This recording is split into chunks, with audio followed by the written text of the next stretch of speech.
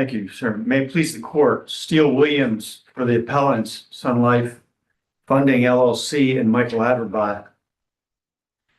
The first issue to address this court is that a title owner of real property at the time of filing of a foreclosure is an indispensable party.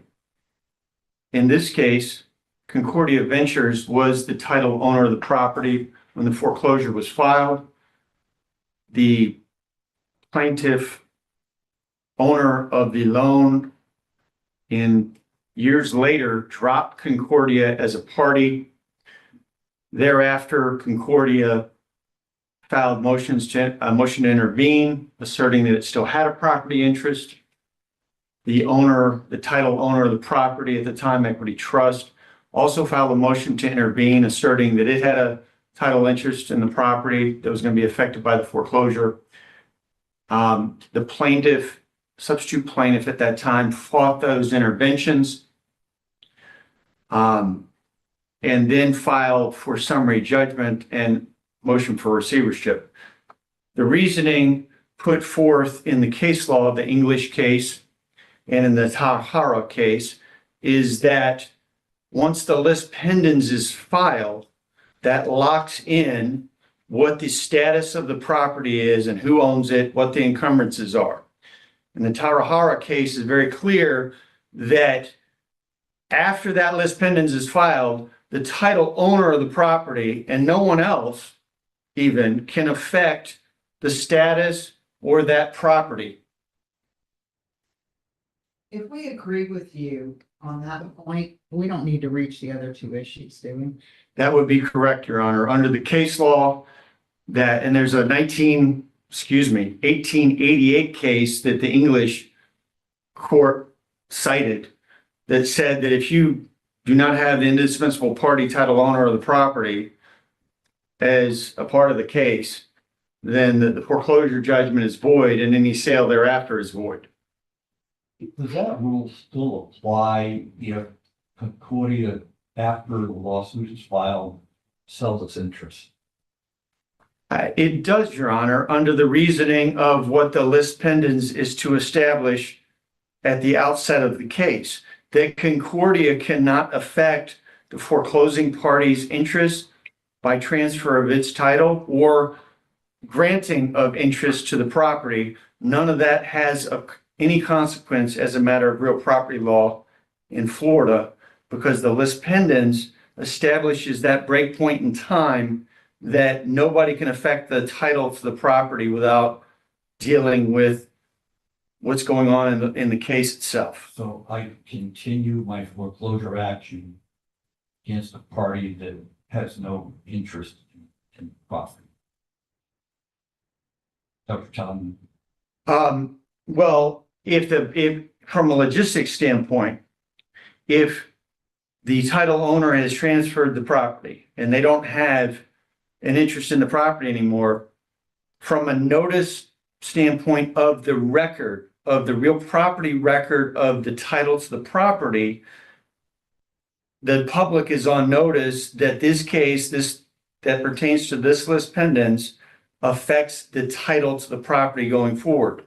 Now, if you drop the party that was the title owner of the property at the time the lis pendens was filed, that reasoning changes, because now the title record of the property shows that the title owner has transferred and been dropped as a party to the case. That will create problems with a view of the real property record of the title to the property. Did I answer your question? Go ahead, I will mull it through. Right. Okay.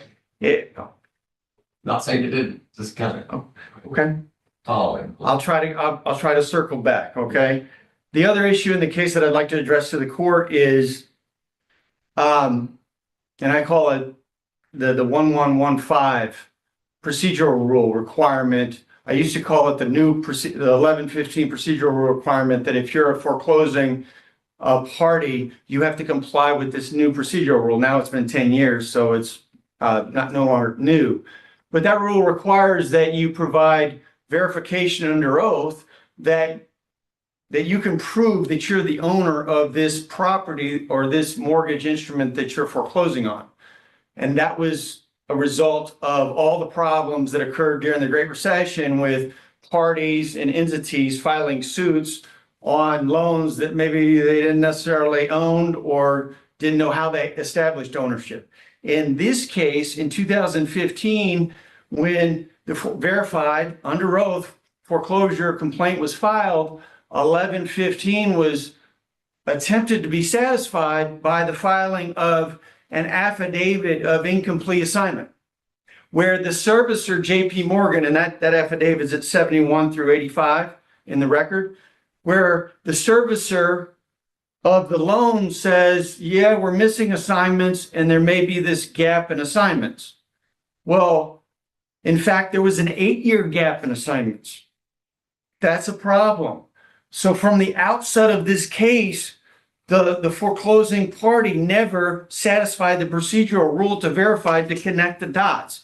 And that pertains to a situation where the note, the commercial instrument, has been lost. So they can connect the dots after it leaves JP Morgan and the like, but they couldn't connect the dots from the prior 8 years to the original lender, New World Mortgage. That was a problem in the case. Now, motions to dismiss were filed as to that issue. The court denied those motions, affirmative defenses as to the standing and the propriety of being able to establish standing at the time of the filing of the case have been asserted by all defendants in the case, including my appellant clients. But nonetheless, that non-final order denying the motions to dismiss because there was a failure to comply with 1115 of the Florida procedural rules has never had appellate review or review by this court. That is another reason to find that this case should be dismissed for a faulty filing, failure to comply with the basic rules of Florida Rules of Civil Procedure. If you can establish compliance with, the verification requirement that here I'm connecting all the dots of the assignments of mortgage, but hey, I'm going to say I've got an 8-year span where I don't really connect the dots and I'll just file an affidavit saying I can't connect the dots. Well, that's not complying. And then you don't even try to comply with an amended complaint later on or the like. By the time you get to a disposition of the case and a summary judgment, you're still traveling on a faulty complaint. And again, parties, defendants like my clients are unable to seek appellate review of that noncompliance of that procedural rule until a final disposition of the case and on the summary judgment that we're here before this court. There should be a burden. Procedural rules should matter. If the legislature has determined that we want to stop all the nonsense of people foreclosing on loans and then establishing the basis to do so after the fact, we're not going to do that anymore. The legislature, or the procedural rule enacted, I think that came out of the Florida Supreme Court, said we're not going to do that anymore. You have to, at the outset of the case, you have to verify under oath and establish how you establish the assignments of mortgage and connect the dots of your ownership for standing. That didn't happen in this case. Now, my last point, and I apologize for the hands. That's okay. Summary judgment is not appropriate when there's a conflict in the record.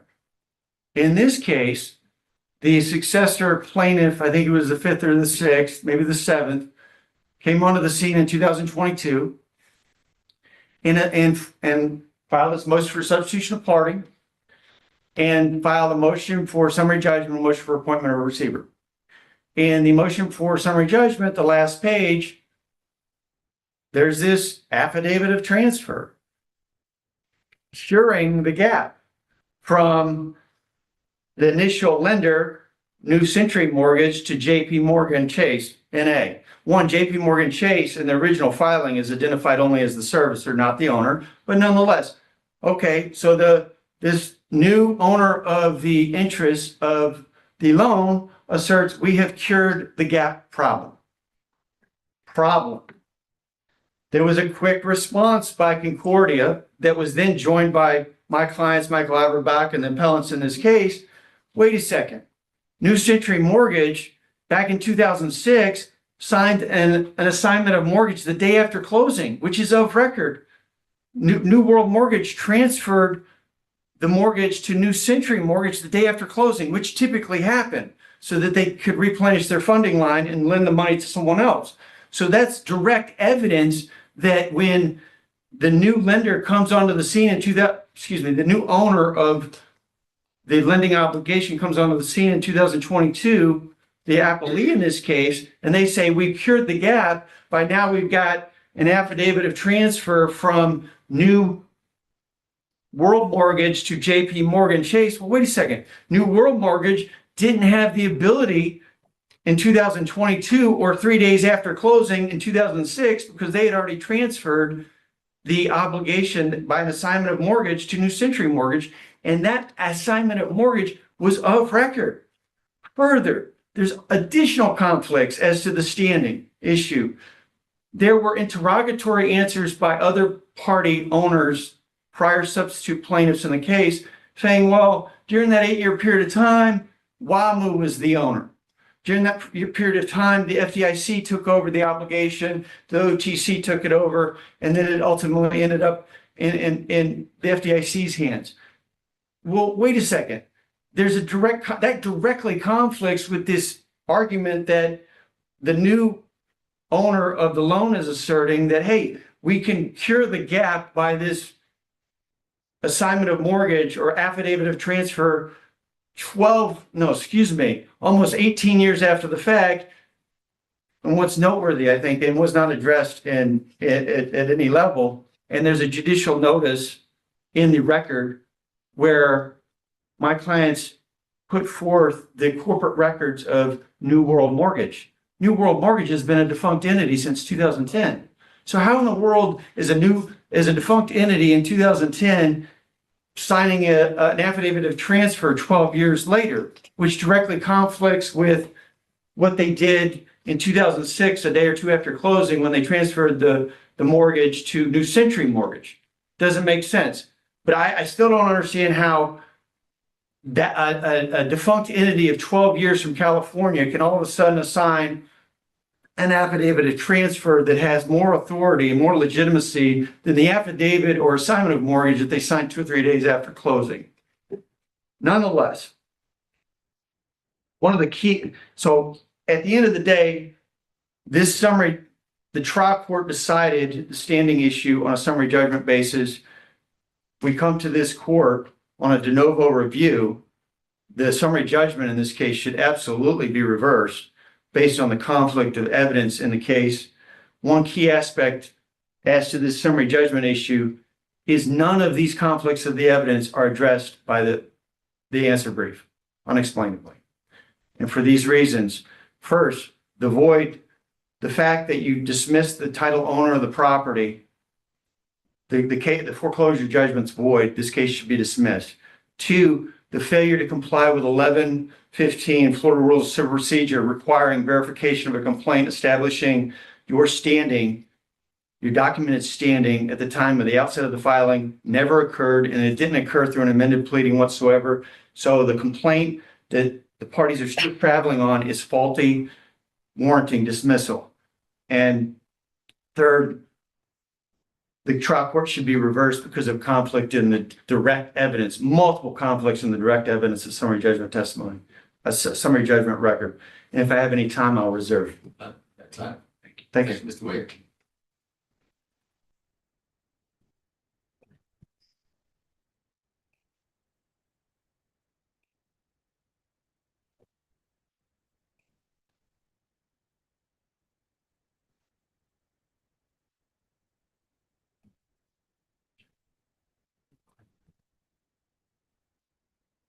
Good morning, Your Honor. May it please the court, Attorney Bryce Williams here on behalf of Appellee ARCPE1 LLC.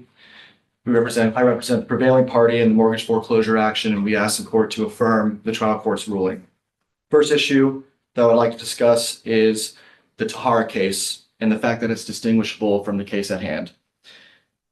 Here, Appellant Sunlife Funding and Michael Adverbot contend with Concordia as trustee of CVLR1 Trust, the fee simple owner at the time the list pendants was filed in this case, remained an indispensable party after conveying its interest to Equity Trust Company. They rely on the Tahara case to make that contention. This court. You didn't address in your answer, Brady. So I'm glad you're addressing it now, because that's what I was gonna ask you, how you respond to it. Right, and the distinguishing factor in my opinion, Judge, is that the Tahar case involved a constructive trust where JSCO was the plaintiff beneficiary of that court-imposed faction, that constructive trust. And even at the time in which that he deeded the property to Tahara, his beneficial interest remained by virtue of his list pendants. In our final judgment, the beneficiaries and the settlers of CVLR1 Trust were still included in the final judgment. So their beneficial interest, similar to the reasoning of Tahara, that JSCO's beneficial interest by virtue of his constructive trust needed to remain in the final judgment. He was indispensable. That beneficial interest was indispensable. Here, the beneficiaries and the settlers of the CVLR1 Trust remained in the judgment. The only party who did not remain in the judgment was Concordia as trustee. And we would contend that in the Whitburn LLC versus Wells Fargo case, and this court held in 2015, that a post-list pendants transferee lacks standing to intervene in the case. So Equity Trust Company could no longer intervene in the case after they were transferred the property, and Concordia, who was the trustee of the CVLR1 Trust, no longer had the property in that trust for the benefit of the beneficiaries. The fund was no longer funded as soon as he divested his interest to Equity Trust Company. So our contention is that JSCO's beneficial interest by virtue of his constructive trust was the indispensable portion that Tahara was the reasoning in the Tahara case. And the reason it shouldn't extend here is because the beneficiaries and the settlers of the CVLR1 Trust, who were the beneficiaries at the time the list pendants was filed, remained in the judgment. Therefore, the judgment should not be rendered void. So that's the distinguishing factor as far as Tahara goes. As far as counsel's second and third argument regarding ARCPE's standing and record conflicting evidence regarding standing, our argument here is that the appellees in this matter, Sunlife Funding, who their interest in the property is that of a junior mortgage, essentially, and Michael Adverbot, who has a possessory interest in the property. There is no fee simple ownership between the appellants and the appellees, or I'm sorry, no contractual privity between the appellees and the appellants. They are strangers to the note and mortgage. They cannot look to enforce the terms of the note and mortgage. As far as standing goes, it is well settled that even strangers to the note and mortgage can contest and challenge standing in mortgage foreclosure actions. But the basis for that is that there's a due process constitutionally protected right for fee simple property owners to not have a third party come in and take their property. Here, none of that exists. Sunlife Funding is not a fee simple owner and not in privity with ARCPE, and Michael Adverbot is not in privity with ARCPE and not a fee simple owner. So at the end of the day, they don't have standing to challenge ARCPE's standing. So, as far as going on to, I know, Judge, you mentioned if you would agree on the first Tahara argument, that you wouldn't have to address argument 2 and argument 3. But I think it is important to note that essentially Sunlife Funding and Michael Adverbot are acting as straw man appellants for Concordia Ventures and Equity Trust Company, who were transferring the property back and forth to one another during the pendency of the action.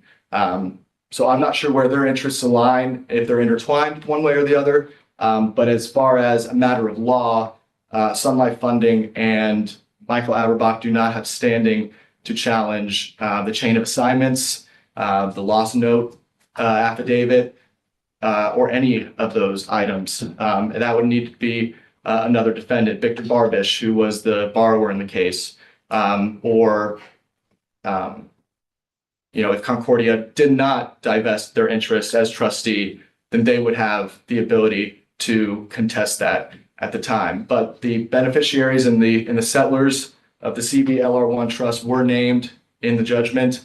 And I think as a last note, I would like to point out that Concordia Ventures and Sunlife Funding shared affirmative defenses and shared an answer in this case. And the affirmative defenses were summarily rejected by the trial court. So even in the instance where Concordia was left out of the judgment itself as trustee, their arguments that they made on behalf of their beneficiaries and settlers who were in the judgment were addressed by the court. So for those reasons, we would ask the court to affirm the final judgment here because Tahara doesn't extend, because the beneficiaries and settlers remained in the judgment after Concordia as trustee divested, and Sunlife Funding and Michael Adverbot do not have standing to raise the arguments alleged in Argument 2 and Argument 3. And with that, I would like to reserve. Thank you, Mr. Williams. Thank you.